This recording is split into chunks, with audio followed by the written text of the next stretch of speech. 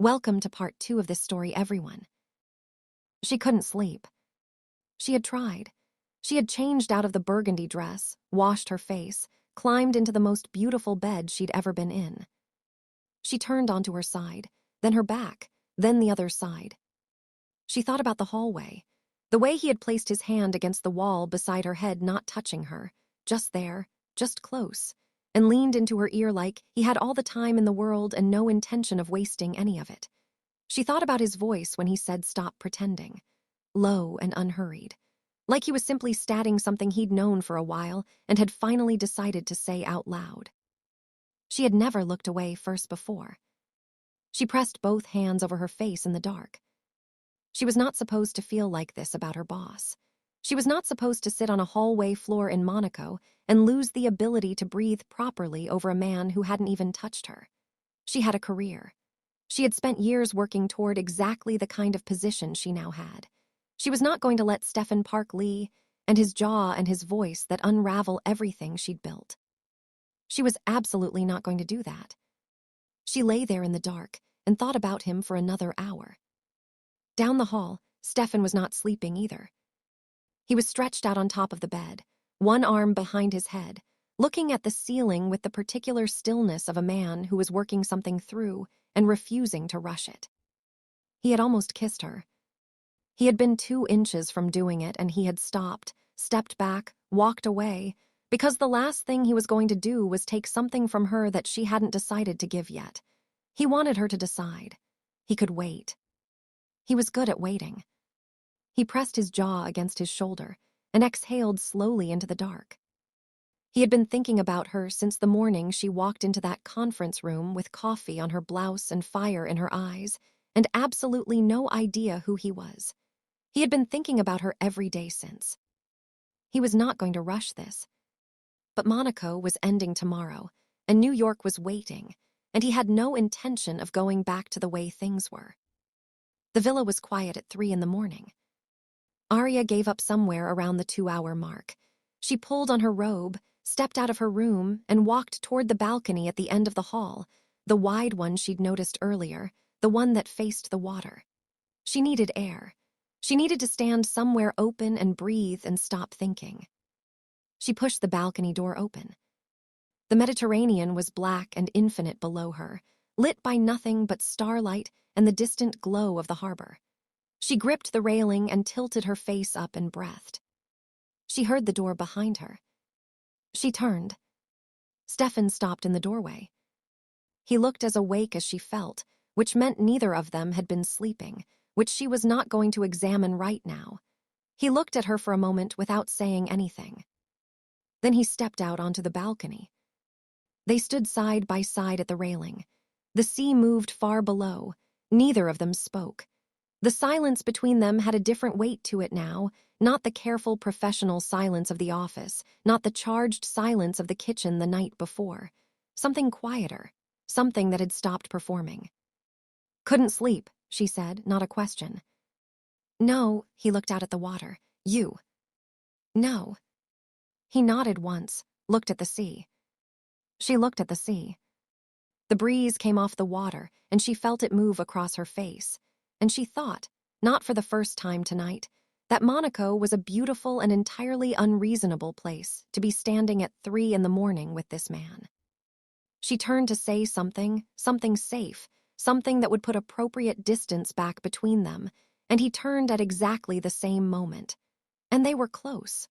Closer than she'd planned, because the balcony was not large and neither of them had been measuring. He looked at her. She looked at him. And whatever she had been about to say simply left. It evaporated. She couldn't remember what it was going to be. He reached up slow, giving her every chance to step back, and his thumb brushed her cheek once, barely, like a question. He hesitated and says, "Tell me to stop, and I will." She doesn't. "Okay," he whispered. And then he kissed her. Slow, quiet, nothing like she'd imagined, and she absolutely had not been imagining it, because it was softer than that and more careful than that. She kissed him back. She didn't plan to. Her hands came up to the open front of his shirt, and she kissed him back, And it was the most honest thing she'd done since she arrived in this country, and that was exactly what terrified her. She pulled back. She took one step away and pressed her fingers over her mouth and looked at him. "I'm sorry," she said. "Sir, I'm sorry."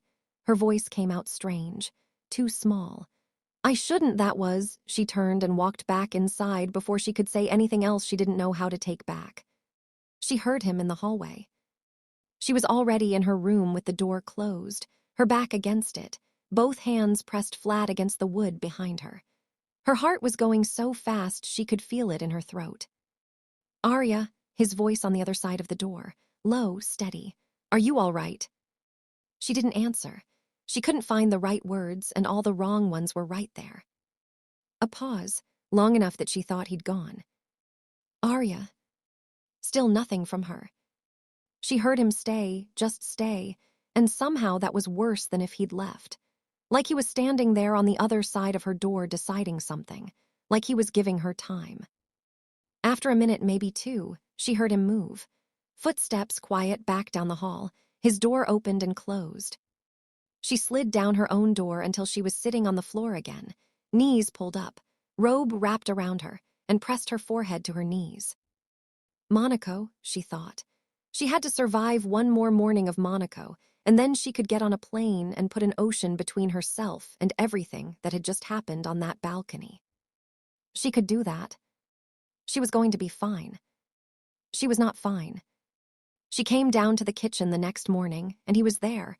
Of course he was there, standing at the stove, making breakfast. Her boss. The cold, closed, one-word answer CEO of one of the most powerful firms in the world was standing at a stove in Monaco with a pan in his hand making what appeared to be eggs. Aria stood in the doorway and stared. He had the kind of back that should have been illegal. Broad shoulders, the way he moved, comfortable in his own body the way some people just were, effortlessly and without trying. She stood there for 10 full seconds before she caught herself. "Are you going to stand there and watch me all day?" He said it without turning around. She felt the heat climb her neck. She stepped fully into the kitchen. "Good morning, sir." He glanced over his shoulder. That look quiet, specific, too much. "Sir," he repeated, like the word amused him. He turned back to the stove. She moved to the counter, picked up the cup of coffee that was already sitting there waiting for her, of course it was, and wrapped both hands around it. Looked at the window. The sea was lit in the morning and completely indifferent to how complicated everything was. He set a plate on the counter in front of her. She looked at it, then at him. "You cooked." "Apparently." "You don't seem like someone who cooks." He picked up his own cup, that almost smile. "There are things about me you don't know, Aria." She looked at the plate. Eggs, toast, something that smelled like butter and thyme.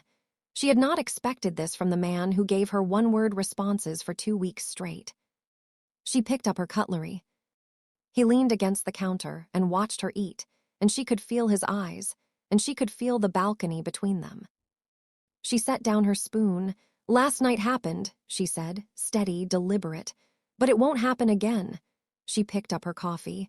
"I want to keep things professional." He looked at her for a long moment.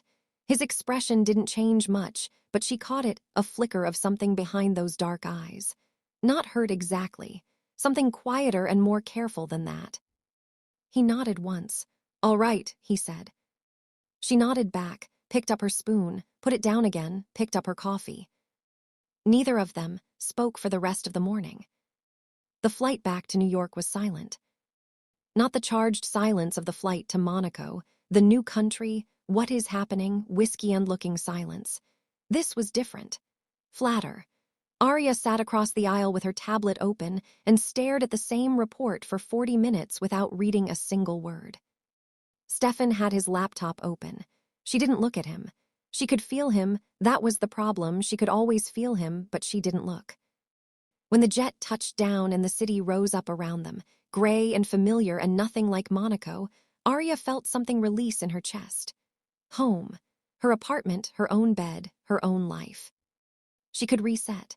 She could go back to being exactly who she was before a man poured coffee on her blouse, and somehow ended up being the source of every problem she currently had. She was going to be fine. She spent that night making a decision. She sat at her kitchen table with a cup of tea and her laptop, and she typed the resignation letter 3 times and deleted it twice. And on the 3rd time, she let it sit there on the screen and read it back to herself. It was the right thing to do. She knew it was the right thing to do. She couldn't walk back into that office and sit 12 feet from him and pretend Monaco was a business trip. She couldn't hand him his coffee and answer his calls and file his calendar and act like she didn't know how his voice sounded in the dark. She wasn't built for that. Some people were. She was not. She sent the letter to HR at 11:47 p.m. Then she closed her laptop, put herself to bed, and lay in the dark for a long time telling herself she'd made the right call. Don't go anywhere, subscribe if you haven't already, and drop a comment.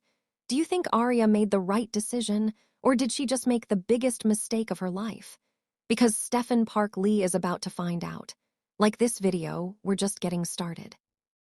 Stefan arrived at the office at 8:15 the next morning with a bouquet. Not because he had planned to. He hadn't planned to.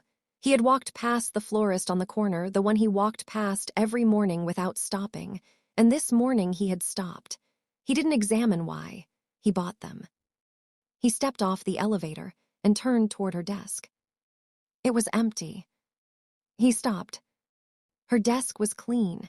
Everything that had been Aria, the small plant she'd put in the corner, the colored pens she kept in a mug, the second monitor she'd requested on her 3rd day, was gone. The surface was bare. He stood there with flowers in his hand and looked at an empty desk. He set the bouquet down on the edge of it, walked to his office, picked up his phone and called his head of HR. Mr. Park Lee. Where is Miss Laurent? A pause. Sir, she submitted a resignation letter last night, effective immediately. We have it on file. What? She cited personal reasons. We tried to. He ended the call. He stood behind his desk and looked at the city through the glass. He sat down. He stood back up.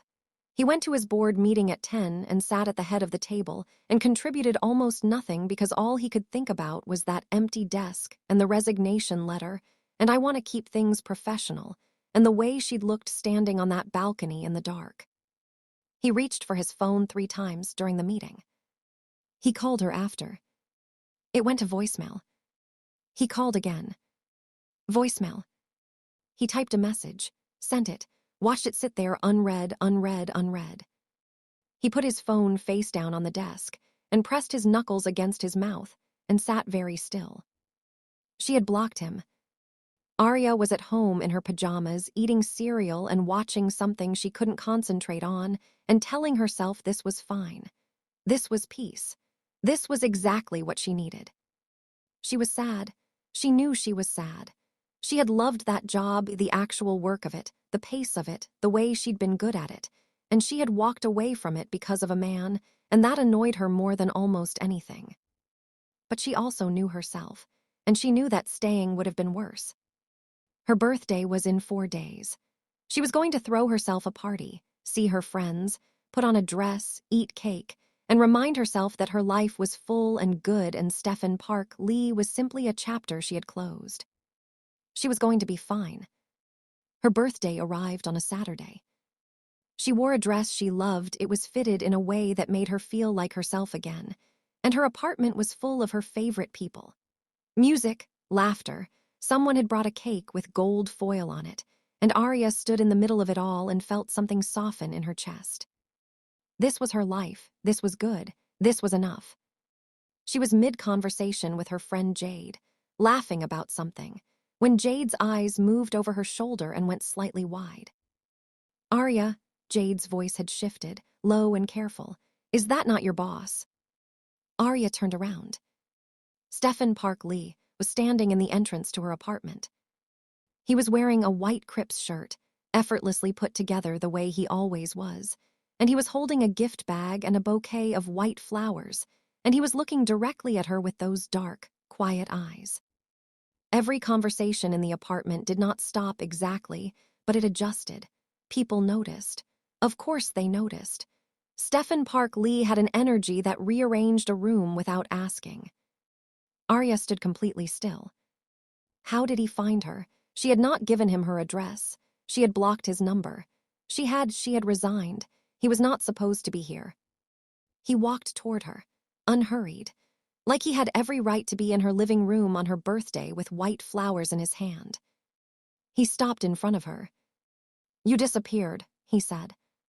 She looked at him. "You noticed." "Aria," his voice was even, but there was something underneath it, something that had been sitting there for 4 days being held carefully in place. "You left my company without a word." "I sent a letter." "To HR," a pause, "not to me." She was lost for words for a second. She recovered. "I cited personal reasons." "I know." He looked at her. Just looked at her, the way he always did, quiet and full and like she was the only thing in the room worth looking at, which was especially inconvenient when her apartment was full of people watching.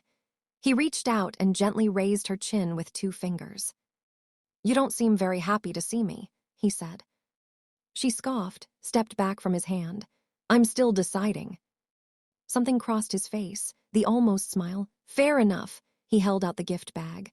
"Happy birthday, Aria." She took it, looked at him. "You came to my birthday party." "I did." "How did you find me?"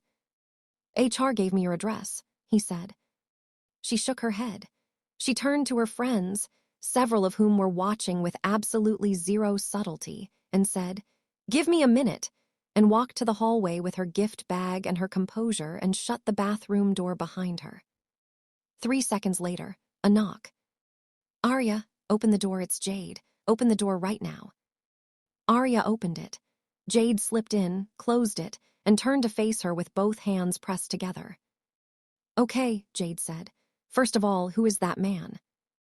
"My former boss." "Your former, Aria." Jade grabbed her shoulders. "Are you panicking? Because that man is fine. He is rich and he is fine, and the way he just looked at you when he walked in," she paused for effect. "That is not a man. That is a wolf in meadow season, I'm telling you." Aria pressed her hands over her face. "I don't know what to do." "Baby girl, the way that man looks at you. Leave it up to you, but I'm just saying." Jade grinned. "I'm just saying." They looked at each other for 1 second, and then both of them laughed, the helpless kind. The kind that comes from things being entirely too much. Aria composed herself, smoothed her dress, opened the bathroom door. Stefan was still there, leaning against the wall in the hallway, completely unbothered, waiting for her exactly as if he had nowhere else to be in the world and no intention of going there. "Are you okay now?" he said. "I'm fine." He reached into his jacket pocket and produced a small velvet box. He opened it. A bracelet, delicate gold, a single charm on it, simple and perfect. He lifted her wrist gently, one hand, and fastened it. "There," he said quietly. "Now it's where it belongs." She looked at her wrist, then at him. He offered his hand. "Dance with me." She looked at his hand for a moment. Then she took it. On the small makeshift dance floor her friends had created in the living room, Stefan held her properly, one hand at her waist, one holding hers, the right amount of space between them, and they moved, and she was acutely aware of every point of contact and tried very hard to be somewhere else in her own head. She wasn't succeeding. "Why did you resign?" he asked, not accusatory, quiet, genuine. She looked at him. "Because of this." "And what exactly is this?" She stopped moving for a moment. "You're getting into my head, Stefan." He looked at her. Something shifted in his eyes, something that had been held in reserve, measured, and then released. "Good," he said, "because you haven't left mine, not once, not since Monaco." She inhaled sharply. "I haven't stopped thinking about you," he said simply, like it was a fact, like it was something he'd made peace with. The balcony, the dress at the gala, the kitchen at 2 in the morning, all of it. She looked at him for a long second. "That's the problem," she said, and she stepped back and walked away before she could say anything she wasn't ready to say. She made it to the edge of the room. He was in front of her before she got any further. Not blocking her, just there, facing her, hands in his pockets, giving her space but not distance. His eyes were steady. "You keep running away from me," he said. "You make this," she stepped backward. He moved forward slow, closing the distance she kept making. "You make this so difficult. Tell me I'm wrong and I'll walk away," he said, his voice dropping low, and he stepped into her space one final time. After several seconds, she whispers, "If you don't kiss me, I'm going to regret it." He smiled, and then he kissed her gently, with the quiet certainty that had always defined him. She kissed him back because she was tired of running, and Monaco had broken something open in her that she didn't know how to close. When he pulled back, he looked at her with a quiet smile she had never seen on him before. Warm, unguarded, entirely his. "Do you know what I find interesting?" he said. She was still catching her breath. "What?"